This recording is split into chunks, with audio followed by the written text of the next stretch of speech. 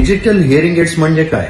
Digital hearing AIDS मला माझ्या ऐकण्याची जी कपॅसिटी आहे, माझ्या ऐकण्याच्या ज्या गरजा आहेत, त्या गरजानुसार त्या मशीनला आपण प्रोग्रामिंग करू शकतो किंवा सेटिंग करू शकतो.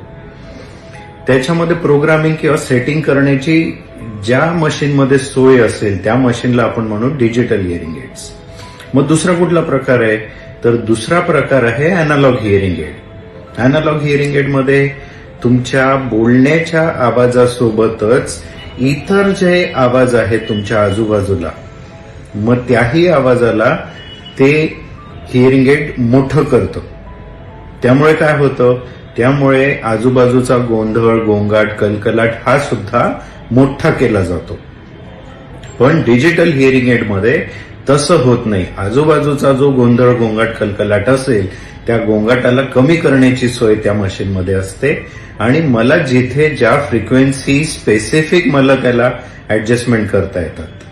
फ्रिक्वेन्सी स्पेसिफिक ऍडजस्टमेंट्स म्हणजे काय? तर माझ्या ऐकण्याची तपासणी केल्यानंतर जो रिपोर्ट मला मिळतो त्याला आपण ऑडिओग्राम म्हणतो. त्या ऑडिओग्राम मध्ये वेगवेगळ्या पट्टीवर माझ्या ऐकण्याची तपासणी केली जाते आणि त्या पट्टीनुसार मला ज्या मशीनमध्ये बदल करता येतील, जिथे गरज नाही तिथे मला उगाच आवाज वाढवण्याची गरज नाही आणि जिथे गरज असेल त्याच ठिकाणी तो आवाज मोठा केला जातो, त्या प्रकाराला म्हणू आपण डिजिटल हिअरिंग एड्स. तर डिजिटल हिअरिंग एड्स आणि अॅनालॉग हिअरिंग एड्स यातला आणखी डीप तुम्हाला जर समजून घ्यायचं असेल तर आंबुलकर स्पीच अँड हिअरिंग क्लिनिकला तुम्ही व्हिजिट करायला पाहिजे. नमस्कार.